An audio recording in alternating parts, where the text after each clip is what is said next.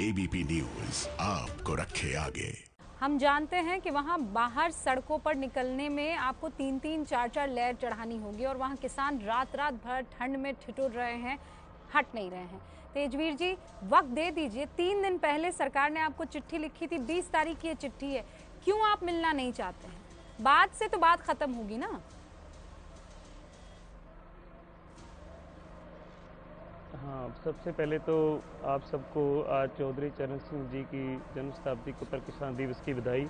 आपने सबसे पहले आज ये बात रखी कि आज चौधरी चरण सिंह जी का किसान दिवस है। मैं आपको एक बात बता देना चाहता हूँ कि चौधरी चरण सिंह जी के पीछे एक बैनर लगा हुआ था, हर समय लगा होता था कि ये देश टाटा बिरला की जागीर नहीं, हिंदुस्तान हमारा है। ये उनके टैग में लगा हुआ था। तो ये अभी जो बिल आए हुए हैं, ये अंबानी और अडानी स्थान का नहीं, ये हिंदुस्तान हमारा है। हम ये बात बताने के लिए यहाँ बैठे हैं। और जो ठंड की बात है, जो ठंड के अंदर तो किसान अपनी फसल उगाता है। अभी जो हमारा समय है वो आलू को पानी देने का होता है। जहाँ 0 डिग्री टेम्परेचर होता है, हम रात के वक्त खेत में पानी देते हैं। हमें इस ठंड से लड़ना आता है। और रही बात करने की, देखो किसानों ने अपनी स्थिति स्पष्ट कर दी थी, किसान संगठनों ने, कि आपके ये कानून चाहे सोने के हों, हमें नहीं चाहिए, आप इनको वापस ले लो, हमें ये नहीं चाहिए, आप इनको रद्द करो। आपने जो अपने चुनावी मैनिफेस्टो के अंदर 2014 के अंदर स्वामीनाथन रिपोर्ट लागू करने की बात की थी, आप उसको लागू करो। अटल बिहारी वाजपेयी ने नारा दिया, लाल बहादुर शास्त्री ने नारा दिया, जय जवान जय किसान। तेजवीर जी, अटल बिहारी ने कहा जय जवान जय किसान जय विज्ञान। फिर उसके बाद विज्ञान की तरक्की के साथ साथ अलग अलग चीज़ें खेती में, कृषि में हमें देखने को मिली और किसानों की ज़िंदगी में कुछ तब्दीली आई। बहुत सारी की ज़रूरत है, लेकिन कुछ तब्दीली आई। तेजवीर जी, आप भी जानते हैं। अब मैं आपको ये कह रही हूँ कि आप ये कह रहे हैं कि ये टाटा, अंबानी, अडानी ये इनकी जागीर नहीं है, ठीक है, तो आप फेवर में ही नहीं हैं कि इन लोगों को आपकी फसलें बेची जाए सिर्फ सरकारी मंडी? नहीं, मैं जो अभी तक रहा है, हम पूरे फेवर में हैं। सरकारी मंडी रहेगी और हम एमएसपी कानून, सरकारी मंडी तो रहेगी, पर आप प्राइवेट सेक्टर को अपने धान, अपने गेहूं बेचना ही नहीं चाहते हैं? प्राइवेट सेक्टर होना ही नहीं चाहिए कृषि में? नहीं, अभी आप मेरी बात पूरी होने दीजिए। देखिए, पहले तो प्रधानमंत्री जी हैं जो हमारे नरेंद्र मोदी जी, अभी तक जो जनता का तजर्बा रहा है उनके साथ, उन्होंने ब्लैक मनी बोली, वो नहीं आई। उन्होंने नोटबंदी पे बोला कि देश तरक्की करेगा और ब्लैक मनी खत्म हो जाएगी। मैं ये कह रही हूं, प्रधानमंत्री पर भरोसे नहीं, भरोसे पर तो मैं डिबेट ही नहीं। मैं अपनी बात से बढ़कर नहीं रहा हूं, प्लीज आप नहीं। तेजवीर जी, पहले आप मेरे सवाल का जवाब दीजिए और मैं कह रही हूं पूरी शिद्दत के साथ में आपकी बात को होने दीजिए। रूबिका जी, होनेस्टली मेरी बात को आप पूरा होने दिए। अब तक का जो देश का तजर्बा रहा है, चाहे वो नोटबंदी पर हो, चाहे स्वामीनाथन की रिपोर्ट पर हो, चाहे कर्जा मुक्ति पर हो, चाहे जीएसटी पर हो, वो उसका अच्छा तजर्बा नहीं रहा है। हम नहीं चाहते कि किसानों के साथ एक बड़ा धोखा हो जाए। इन्होंने अभी कमोडिटी के अंदर, एनसीडीएक्सी के अंदर 2 फसलों को लेकर आगे हैं, ये सरसों और तिलहन को। एक आम किसान को बोलते हैं कि उन्हें कॉन्ट्रैक्ट की भाषा नहीं समझ आती, उन्हें कमोडिटी की भाषा कैसे समझ में आ जाएगी? ये पिछले 2 हफ्तों के अंदर, अगस्त के अंदर लॉन्च हुई थी। ये फ्यूचर मार्केट की बात करते हैं, जबकि दिसंबर 2019 के अंदर एक मीटिंग हुई थी कि हमें फ्यूचर मार्केट नहीं चाहिए, हमें कमोडिटी के अंदर अपनी फसलें नहीं आनी देती। कमोडिटी मार्केट होती है शेयर मार्केट, उसकी नहीं चाहिए। ये हमारा सीधा सवाल है। हम एक छोटी सी रिक्वेस्ट लेकर आए हैं कि जो आपने हमें दिया है आप उसे वापस ले लो, बस हमारी इतनी सी एक अर्ज है आपसे।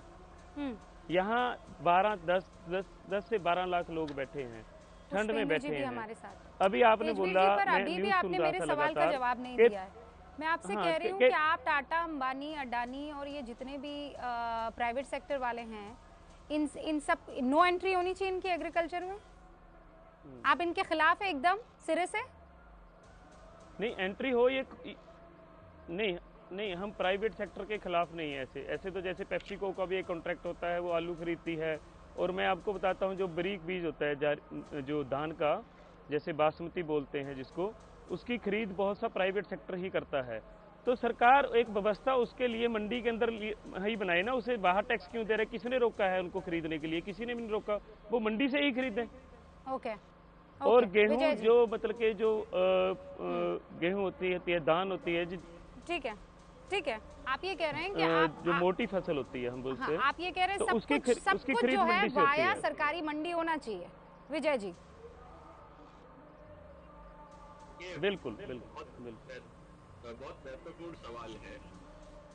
कोई भी आदमी या कोई भी व्यापारी तो तभी खरीदेगा ना जब किसान बेचेगा। अगर सारे किसान ये फैसला कर ले कि हम एपीएमसी के बाहर बेचेंगे ही नहीं, तो मुद्दा कहाँ रहता है? अगर सारी किसान संस्थाएं ये कोशिश करें और किसानों को समझाएं कि देखो हमारे लिए मंडी है, हमें जो नया कानून आया है उसके हिसाब से बाहर बेचना ही नहीं है, हम सिर्फ एपीएमसी में और आड़तिया के माध्यम से ही बेचेंगे, तो झगड़ा कहाँ है? वो तो चॉइस है, आप अंदर बेचो या बाहर बेचो, कोई जबरदस्ती तो कहीं नहीं है। अगर आप अपने किसानों को ये नहीं समझा पा रहे कि आपको सिर्फ एपीएमसी के अंदर ही बेचना है, तो आप ये कैसे कह सकते हैं कि जो बाहर बेचना चाहता है वो बेचे ही नहीं? उसका अधिकार आप क्यों छीनना चाहते हैं? ये बात तो अधिकार देने की है। आपको किसी ने मना नहीं किया कि आप कहाँ बेचो। कोई कानून नहीं है जो कहता है आपको बाहर ही बेचना है, कोई कानून ये नहीं कहता आपको कॉन्ट्रैक्ट करना ही करना है। सारे प्रावधान ऑप्शनल हैं।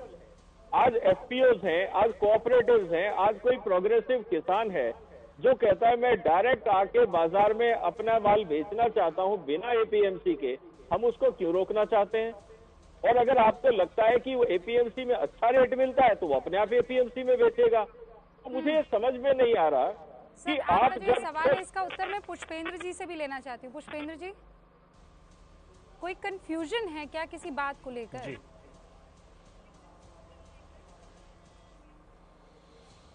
नहीं, देखिए, जो हमारे किसान भाई ने और जो सरदाना साहब ने बात कही है, मैं उसके एक बीच की बात कहना चाहता हूं। पहली बात तो यह है कि आज किसान दिवस आदरणीय चौधरी चरण सिंह जी, जो पूर्व प्रधानमंत्री किसान मसीह रहे, उनके जन्म दिवस और जयंती के उपलक्ष्य में मैं जो है श्रद्धांजलि भी अर्पित करता हूं उनको, और सारे देश को बधाई भी देता हूं उस दिवस की। दूसरा यह है कि कृषि क्षेत्र में रिफॉर्म्स होने चाहिए, इसकी मांग रही है, इसमें कोई शक शुबा नहीं है।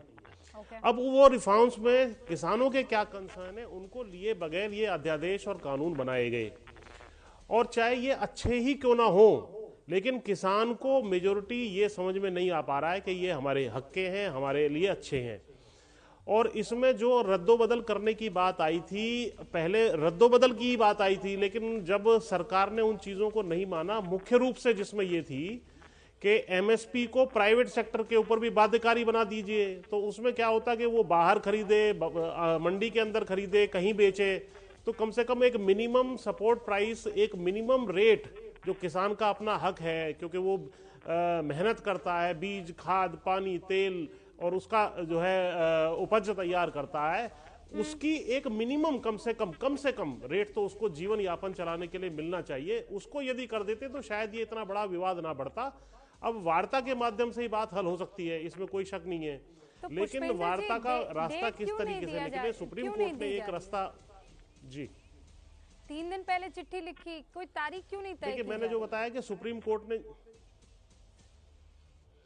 जी, देखिए, अब दोनों पोजीशंस जो है हार्ड हो गई हैं दोनों तरफ से, इसलिए बीच का रास्ता जो हम सुझा रहे हैं वो ये है कि सुप्रीम कोर्ट इसमें जो समिति बताने की बात कर रहा था, और तब तक के लिए कानूनों को आप सस्पेंड कर सकते हैं, उनके ऊपर स्टे लगा सकते हैं, तो कानून खत्म भी नहीं हुआ और किसानों के कंसर्न भी जो है इसमें आ जाएंगे। इस बात पे शायद किसान संगठन तैयार हो सकते हैं, इस पर जो है चर्चा करनी चाहिए और इसको मान लेना चाहिए, स्टे वाली बात को। ओके, पुष्पेंद्र जी, इसका जवाब मैं विजय सरदाना जी से भी लेने की कोशिश करूंगी, और बीजेपी के प्रवक्ता आपसे कुछ ही देर में हमारे साथ जुड़ रहे हैं, लेकिन अभय जी भी जुड़े हुए हैं। अभय जी, अभी कुछ देर पहले संबित पात्रा ने एक प्रेस कॉन्फ्रेंस की, और प्रेस कॉन्फ्रेंस करके सीधे तौर पर यह कहा कि आप लोग किसानों के कंधे पर बंदूक रखकर निशाना साधने की कोशिश कर रहे हैं। आरोप ये कि आप नहीं चाहते, यानी विपक्ष मोटे तौर पर उसमें आप भी आ गए, लेफ्ट की पार्टियां भी आ गई, बाकी तमाम जो विपक्षी दल हैं।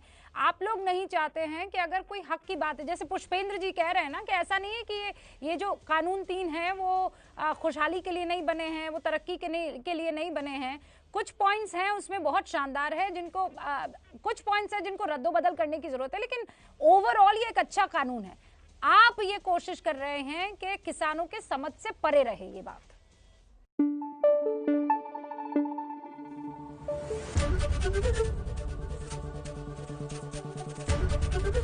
एबीपी न्यूज आपको रखे आगे।